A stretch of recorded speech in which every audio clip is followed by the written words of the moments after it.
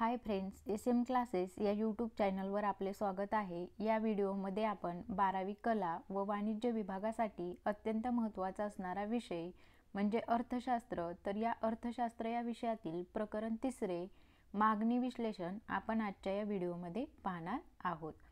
आता यामध्ये आपण सगळ्यात अगोदर मागणी म्हणजे काय, म्हणजे मागणीची जी काही संकल्पना आहे तर ती थोडक्यात पाहणार आहोत। मग त्यानंतर मागणी पत्रक, मग मागणी पत्रकामध्ये वैयक्तिक मागणी पत्रक असेल आणि बाजार मागणी पत्रक असेल, तर ते आपण काय करणार आहे आजच्या व्हिडिओमध्ये पाहणार आहोत। आता या अगोदरचं जे काही प्रकरण आहे तर ते प्रकरण आपण पाहिलं होतं, कोणतं? उपयोगिता विश्लेषण। मग या प्रकरणामध्ये आपण काय केलेलं आहे, उपयोगितेची जी काही संकल्पना आहे तर त्या संकल्पनेचा काय केलेला आहे, अभ्यास केलेला आहे। मग त्यावरून आपल्या असं लक्षात आलं की जी काही उपयोगिता आहे तर ती उपयोगिता ही काय आहे, मागणीचा आधार आहे असं आपल्याला काय आलं, दिसून आलं। मग विशिष्ट वस्तूमध्ये असणारी जी काही उपयोगिता आहे तर ती उपयोगिता काय करत असते, इच्छा निर्माण करते। पण उपयोगिता स्वतःहून काय करत नाही, वस्तूला मागणी निर्माण करत नाही। मग हे जे काही प्रकरण आहे तर या प्रकरणामध्ये मागणीचे विश्लेषण करण्याचा काय केलेला आहे, प्रयत्न केलेला आहे।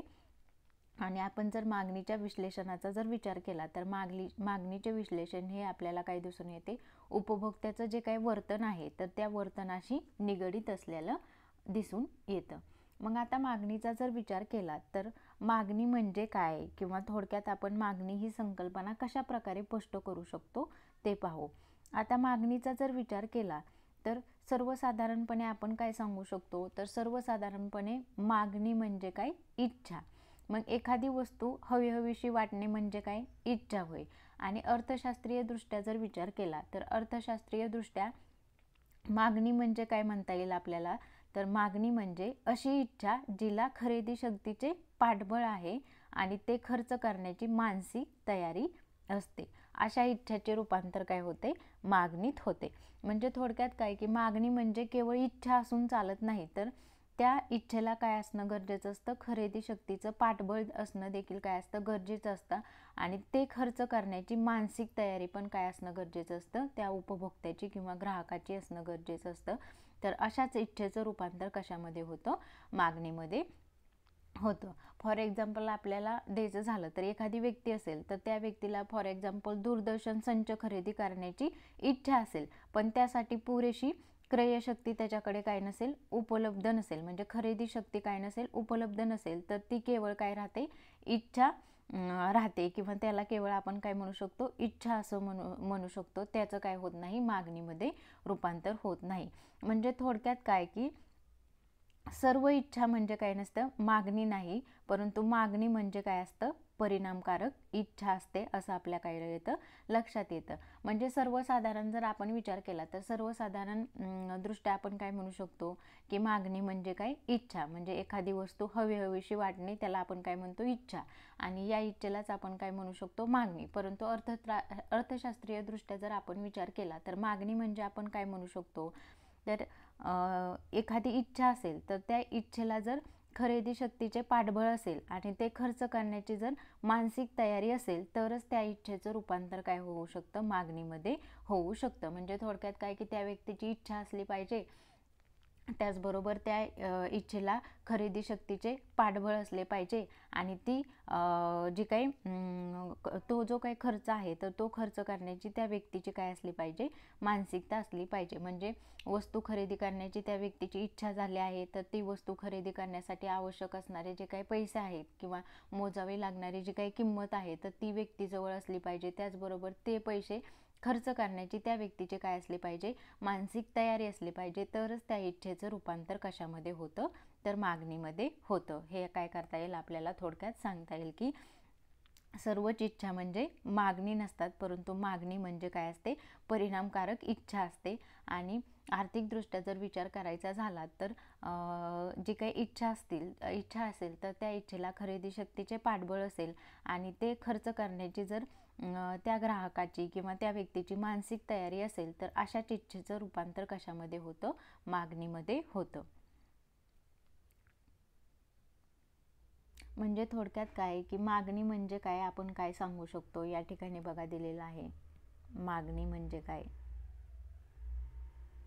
मागणी म्हणजे काय, इच्छा असणे प्लस खरेदी करण्याची तयारी असणे आणि प्लस खरेदीची क्षमता असणे. म्हणजे केवळ इच्छा असून चालत नाही, तर त्या व्यक्तीची इच्छा आहे, त्याचबरोबर ती खरेदी करण्याची वस्तू खरेदी करण्याची तयारी आहे, त्याचबरोबर ती वस्तू खरेदी करण्याची क्षमता आहे, म्हणजे तेवढे पैसे त्या व्यक्तीकडे आहेत. तर अशा इच्छेलाच आपण काय म्हणू शकतो, मागणी असं म्हणू शकतो. अशा प्रकारे आपण काय करू शकतो, थोडक्यात मागणीची संकल्पना स्पष्ट करू शकतो. त्यानंतर बघा, मागणीची आपल्याला जर व्याख्या सांगायची झाली तर मागणीची व्याख्या आपण काय करू शकतो, किंवा बेनहॅम यांनी मागणीची व्याख्या काय केलेली आहे ते आपण पाहू. आता बेनहॅम यांचा जर विचार केला किंवा यांच्या मते मागणी म्हणजे काय, तर विशिष्ट वेळी विशिष्ट किमतीला विशिष्ट वस्तूची खरेदी केलेली नगसंख्या म्हणजे त्या वस्तूची काय होय, मागणी होय. या ठिकाणी बघा मागणीची व्याख्या दिलेली आहे. तर काय व्याख्या दिलेली आहे, तर विशिष्ट वेळी विशिष्ट किमतीला विशिष्ट वस्तूची खरेदी केलेली नगसंख्या म्हणजे त्या वस्तूची काय होय, मागणी होय. आता या व्याख्येवरून आपल्याला काय करता येतील, मागणीची जी काही वैशिष्ट्ये आहेत तर ती वैशिष्ट्ये स्पष्ट करता येतील. तर यावरून आपल्याला मागणीची कोणती वैशिष्ट्ये दिसून येतात, तर पहिलं वैशिष्ट्य आपल्याला सांगता येईल की मागणी ही काय आहे, सापेक्ष संकल्पना आहे. आणि दुसरं वैशिष्ट्य आपल्याला काय सांगता येईल की मागणीला विशिष्ट वेळेचा व किमतीचा संदर्भ काय असतो, आवश्यक असतो. मागणीला विशिष्ट वेळेचा आणि किमतीचा संदर्भ आवश्यक असतो. तर ही दोन काय सांगता येतील आपल्याला, मागणीची वैशिष्ट्ये सांगता येतील. म्हणजे थोडक्यात इथं लक्षात काय ठेवायचं, तर मागणी म्हणजे काय, तर विशिष्ट वेळी विशिष्ट किमतीला विशिष्ट वस्तूची खरेदी केलेली नगसंख्या म्हणजे काय होय, त्या वस्तूची मागणी होय. म्हणजे थोडक्यात काय की आपण सर्वसामान्य जर विचार केला तर आपण जर एखाद्या बाजारामध्ये गेलो तर आपण काय करत असतो, एखादी वस्तू असेल तर ती वस्तू खरेदी करत असतो. मग ती वस्तू विशिष्ट वेळेला, त्याचबरोबर त्या वस्तूची जी काही विशिष्ट किंमत असेल तर ती विशिष्ट किंमत देऊन ती जी काही विशिष्ट वस्तू आहे तर ती विशिष्ट वस्तू काय करत असतो, खरेदी करत असतो. मग ती जी काही खरेदी केलेली नगसंख्या आहे वस्तूची, तर त्याला आपण काय म्हणू शकतो, त्या वस्तूची मागणी असं म्हणू शकतो. म्हणजे मागणी म्हणजे थोडक्यात काय, तर विशिष्ट वेळी विशिष्ट किमतीला विशिष्ट वस्तूची खरेदी केलेली नगसंख्या म्हणजे त्या वस्तूची मागणी होय. आणि मागणीची जर वैशिष्ट्ये सांगायची झाली तर आपण काय सांगू शकतो, तर मागणी ही काय आहे, सापेक्ष संकल्पना आहे. आणि मागणीला विशिष्ट वेळेचा व किमतीचा संदर्भ काय असतो, आवश्यक असतो. म्हणजे विशिष्ट वेळी किंवा विशिष्ट जी काही किंमत असेल तर ती किंमत देऊन आपण काय करत असतो, त्या विशिष्ट वेळेला विक्रेत्याकडून ती जी काही वस्तू असेल तर ती वस्तू काय करत असतो, खरेदी करू शकतो. म्हणून मागणीला विशिष्ट वेळेचा आणि किमतीचा संदर्भ आवश्यक असतो. हे पण काय सांगता येईल आपल्याला, मागणीचं वैशिष्ट्य सांगता येईल. आता आपण बघा, मागणी म्हणजे काय ते आपण थोडक्यात पाहिलं. त्यामध्ये आपण पाहिलं की विशिष्ट किमतीला विशिष्ट वेळी विशिष्ट किमतीला विशिष्ट वस्तूचे काय केले जातात, जेवढी नगसंख्या खरेदी केली जाते त्याला आपण काय म्हणतो, त्या वस्तूची मागणी असं म्हणतो. आता मागणी ही संकल्पना आपण पाहिली. त्यानंतर पुढची जी काही संकल्पना आहे ती आपल्याला पाहायची आहे, मागणी पत्रक. आता मागणी पत्रकाचा जर विचार केला तर मागणी पत्रक म्हणजे काय, तर आपल्याला काय सांगता येईल की एखाद्या विशिष्ट वस्तूची किंमत आणि त्या वस्तूची मागणी यातील कार्यात्मक संबंध ज्या सारणीद्वारे दर्शवला जातो त्यास काय म्हटलं जातं, मागणी पत्रक असं म्हटलं जातं. काय म्हटलेले, एखाद्या विशिष्ट वस्तूची किंमत आणि त्या वस्तूची मागणी यातील कार्यात्मक संबंध ज्या सारणीद्वारे दर्शवले जातो त्यास काय म्हटलं जातं, मागणी पत्रक असे म्हटलं जातं. म्हणजे एखादी विशिष्ट वस्तू असेल तर त्या विशिष्ट वस्तूची किंमत काय आहे आणि त्या किंमतीला वस्तूची जी काही मागणी केलेली आहे तर ती मागणी किती केली आहे, म्हणजे थोडक्यात काय की वस्तूची किंमत आणि वस्तूची मागणी यातील जो काही संबंध आहे तर तो संबंध ज्या सारणीद्वारे काय केला जातो, दर्शवला जातो, तर त्याला आपण काय म्हणू शकतो, मागणी पत्रक असं म्हणू शकतो. मग मागणी पत्रकाचा जर विचार केला तर मागणी पत्रक हे दोन प्रकारचं असतं. एक म्हणजे वैयक्तिक मागणी पत्रक आणि दुसरं म्हणजे बाजार मागणी पत्रक. किती मागणी पत्रक असतात, दोन मागणी पत्रक असतात. एक म्हणजे वैयक्तिक मागणी पत्रक आणि बाजार मागणी पत्रक. आता आपल्याला वैयक्तिक मागणी म्हणजे काय किंवा वैयक्तिक मागणी पत्रक म्हणजे काय आणि बाजार मागणी म्हणजे काय किंवा बाजार मागणी पत्रक म्हणजे काय हे पाहायचं आहे.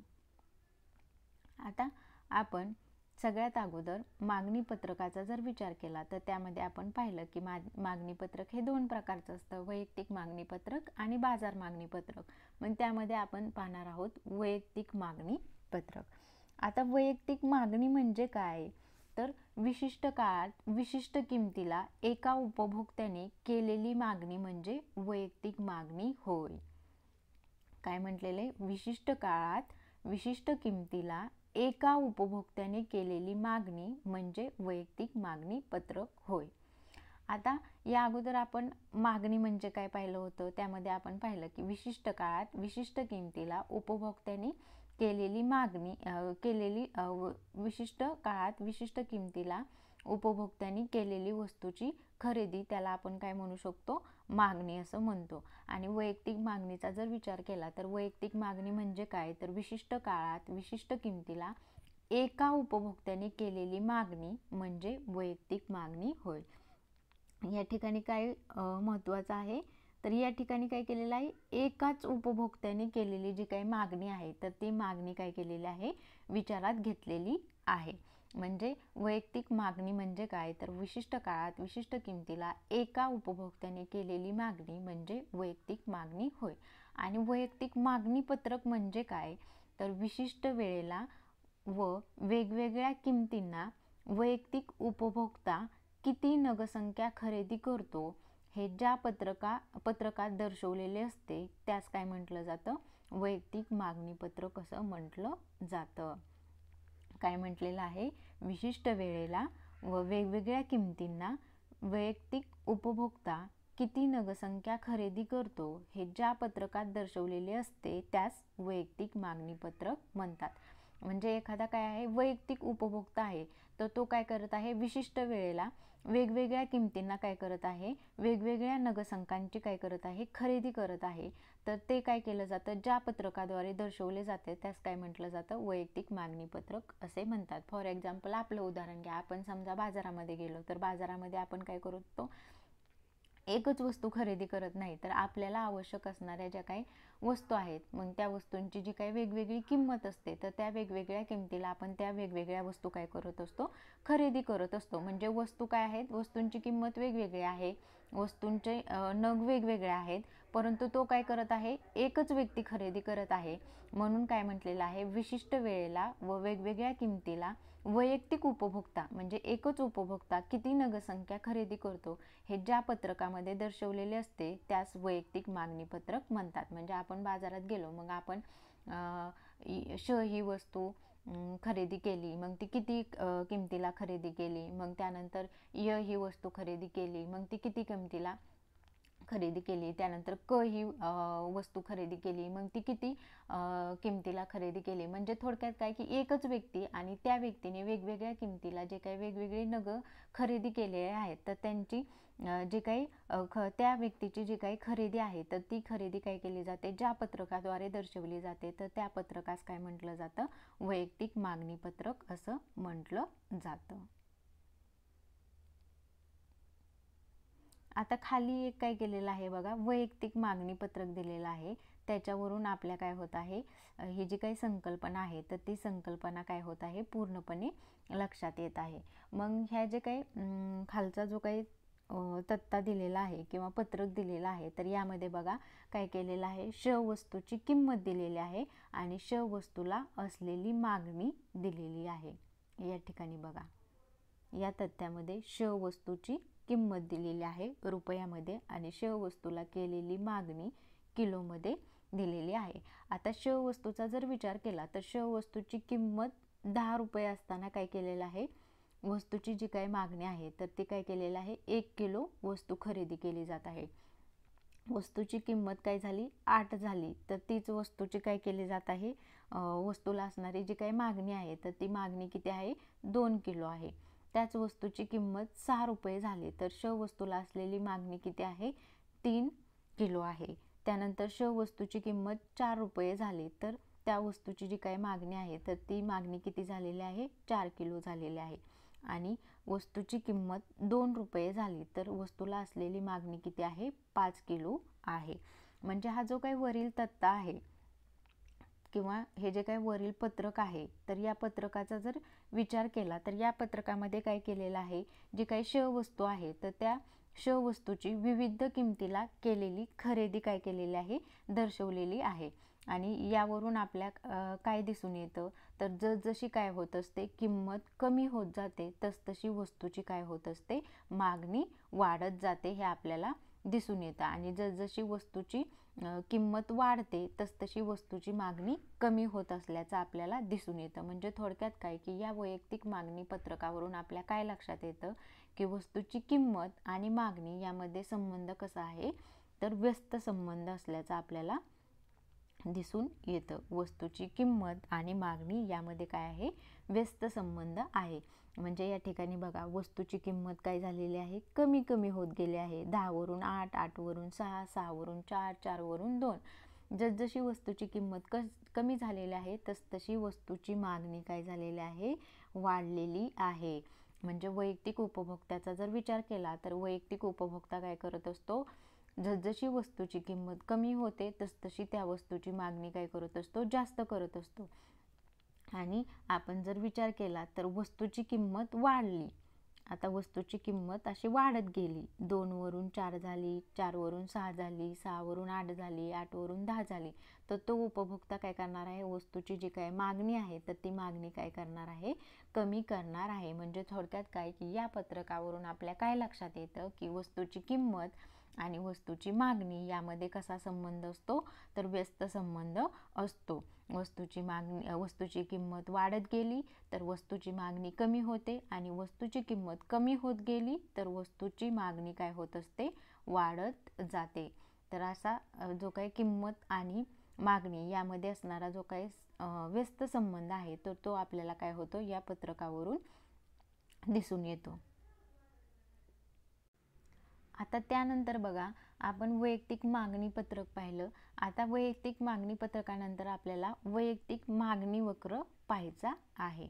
आता वैयक्तिक मागणी वक्राचा जर विचार केला तर वैयक्तिक मागणी वक्र म्हणजे काय तर वैयक्तिक मागणी वक्र हा वैयक्तिक मागणी तत्त्याचे काय असतं, आलेखीय सादरीकरण असते. या ठिकाणी बघा दिलेलं आहे वैयक्तिक मागणी वक्र हा काय असतो, वैयक्तिक मागणी तत्त्याचे आलेखीय सादरीकरण असते. म्हणजे हा जो आपण जो काही वरचा तक्ता पाहिला किंवा हे जे काही पत्रक पाहिले तर या पत्रकाचं जे काही आलेखीय सादरीकरण असेल, म्हणजे थोडक्यात काय की या पत्रकावरून आपण जर या पत्रकाचं जर आलेखीय सादरीकरण केलं आणि वैयक्तिक मागणी वक्र काय करता येतो, आपल्याला या पत्रकावरून काढता येतो. म्हणून वैयक्तिक मागणी वक्र म्हणजे आपण काय म्हणू शकतो तर वैयक्तिक मागणी वक्र हा काय असतो, वैयक्तिक मागणी तत्त्याचे काय असतं, आलेखीय सादरीकरण असते.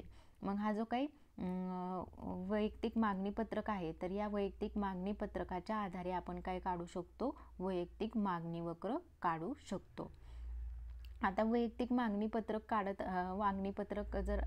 वैयक्तिक मागणी पत्रकावरून जर आपल्याला वैयक्तिक मागणी वक्र काढायचा असेल तर तो आपण कसा काढू शकतो ते आपण पाहू. आता या ठिकाणी बघा काय केलेलं आहे, वैयक्तिक मागणी वक्र काढलेला आहे. मग या ठिकाणी 2 अक्ष दिलेला आहेत, श अक्ष दिलेला आहे आणि य अक्ष दिलेला आहे. श अक्षाचा जर विचार केला तर श अक्षावरती काय दिलेलं आहे, वस्तूला असणारी जी काही मागणी आहे किलोग्रॅममध्ये तर ती दिलेली आहे. आणि य अक्षाचा जर विचार केला तर य अक्षावरती काय केलेलं आहे, वस्तूची जी काही किंमत आहे रुपयामध्ये तर ती दिलेली आहे. मग आपण जो काही वरील पत्रक पाहिलेला आहे तर त्या पत्रकामध्ये आपण पाहिलेलं आहे की वस्तूची किंमत जर 10 असेल तर वस्तूची किंमत 10 असताना काय केलं जात आहे, 1 किलो वस्तूची मागणी केली जात आहे. वस्तूची किंमत 8 असताना 2 किलो वस्तूची मागणी केली जात आहे. वस्तूची किंमत 6 असताना 3 किलो वस्तूची मागणी केली जात आहे. आणि वस्तूची किंमत 4 असताना 4 किलो वस्तूची मागणी केली जात आहे. वस्तूची किंमत 2 असताना 5 किलो वस्तूची मागणी केली जात आहे. म्हणजे वस्तूची किंमत आणि त्या किमतीला असणारी जी काही वस्तूची मागणी आहे तर हे सर्व बिंदू आपण काय केले, काढून घेतले. आणि ते बिंदू जोडल्यानंतर ना आपल्याला कोणता वक्र प्राप्त होतो तर वैयक्तिक मागणी वक्र प्राप्त होतो. या ठिकाणी आपल्याला म हा काय झालेला आहे, वैयक्तिक मागणी वक्र प्राप्त झालेला आहे. मग ह्या जो काही वैयक्तिक मागणी वक्र आहे, तर या वैयक्तिक मागणी वक्राचा जर विचार केला तर हा वैयक्तिक मागणी वक्र काय आहे, डावीकडून उजवीकडे खाली जाणारा आहे. म्हणजे या वक्रावरून आपल्या काय लक्षात येतं की वस्तूची किंमत आणि वस्तूची मागणी यामध्ये कसा संबंध आहे, तर व्यस्त संबंध आहे. म्हणजे वस्तूची किंमत वाढली तर वस्तूची मागणी कमी होते आणि वस्तूची किंमत कमी झाली तर वस्तूची मागणी वाढते. म्हणजे हा जो काही हा वैयक्तिक मागणी वक्र आहे, तर तो वैयक्तिक मागणी वक्र काय करत असतो, तर किंमत आणि मागणी यामध्ये असणारा जो काही व्यस्त संबंध आहे तर तो काय होत आहे आपल्याला या मागणी वक्रावरून काय होत आहे लक्षात येत आहे. तर हा काय करता येईल आपल्याला वैयक्तिक मागणी वक्र काढता येईल. आणि या वैयक्तिक मागणी वक्रावरून आपल्या काय लक्षात येईल, तर जी काही किंमत आहे आणि मागणी आहे तर यामध्ये कसा संबंध असतो, तर व्यस्त संबंध असतो. आणि हा जो काही हा वैयक्तिक मागणी वक्र आहे, तर तो वैयक्तिक मागणी वक्र हा काय असतो, डावीकडून उजवीकडे खाली जाणारा असतो किंवा खाली जाणारा आहे. त्यानंतर बघा, आपण मागणी पत्रकाचा जर विचार केला तर त्यामध्ये आपण पाहिलं होतं की 2 मागणी पत्रक आहेत, वैयक्तिक मागणी पत्रक आणि दुसरं बाजार मागणी पत्रक. मग त्यामध्ये आपण वैयक्तिक मागणी पत्रकाचा विचार या अगोदर केला. आता त्यानंतर आपण पाहणार आहोत बाजार मागणी पत्रक. आता यामध्ये आपण पाहणार आहोत बाजार मागणी म्हणजे काय आणि बाजार मागणी पत्रक म्हणजे काय. दुसरं मागणी पत्रक कोणतं आहे, बाजार मागणी पत्रक. आता बाजार मागणी म्हणजे काय, तर विशिष्ट काळात विशिष्ट किमतीला बाजारातील सर्व उपभोक्त्यांनी केलेली मागणी म्हणजे काय होय, बाजार मागणी होय.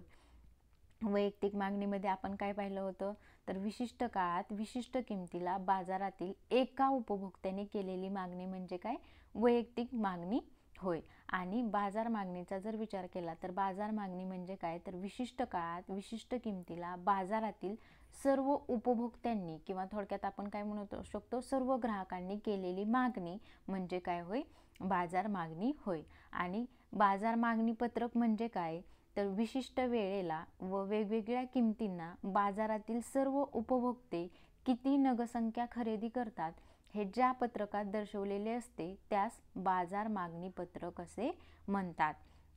म्हणजे जे काही बाजार असेल तर त्या बाजारामधले जे काही सर्व उपभोक्ते असतील किंवा जे काही सर्व ग्राहक असतील तर या सर्व ग्राहकांनी विशिष्ट वेळेला व वेगवेगळ्या किमतीला बाजारातून जी काही वस्तूची नगसंख्या खरेदी केलेली आहे तर ती नगसंख्या काय केली जाते, ज्या पत्रकाद्वारे दर्शवली जाते त्यास काय म्हटलं जातं, बाजार मागणी पत्रक असे म्हणतात.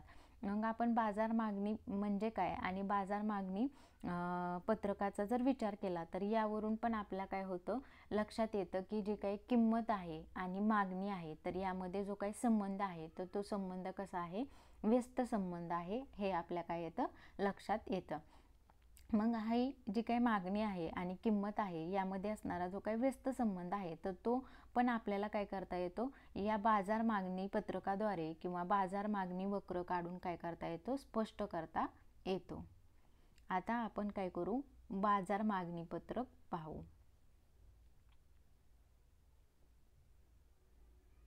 आता या ठिकाणी काय केलेलं आहे, बाजार मागणी पत्रक दिलेला आहे. आणि या बाजार मागणी पत्रकावरून काय केलेलं आहे, जी काही किंमत असेल आणि मागणी असेल तर यामध्ये असणारा जो काही व्यस्त संबंध आहे तर तो व्यस्त संबंध काय केलेला आहे, स्पष्ट आहे. व्यस्त संबंध आहे हे काय होतं आपल्याला यावरून स्पष्ट होतं. आता हा जो काही वरील तक्ता दिलेला आहे किंवा वरील जे काही पत्रक दिलेलं आहे तर या वरील पत्रकाचा जर विचार केला तर या पत्रकामध्ये काय केलेलं आहे, वेगवेगळ्या ब क उपभोक्त्यांनी जी काही श वस्तूची आहे तर या श वस्तूची विविध किमतीला केलेली जी काही खरेदी आहे तर ती खरेदी काय केलेली आहे, दर्शवलेली आहे.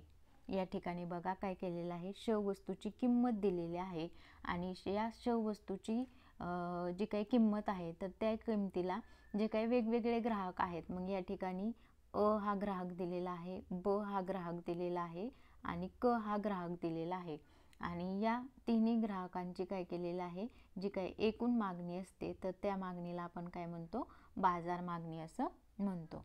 मग या ठिकाणी बघा, श वस्तूची किंमत 10 रुपये असताना अ या ग्राहकाकडून ती वस्तू किती खरेदी केली जात आहे? 5 किलो. ब या ग्राहकाकडून ती वस्तू किती खरेदी केली जात आहे? 10 किलो.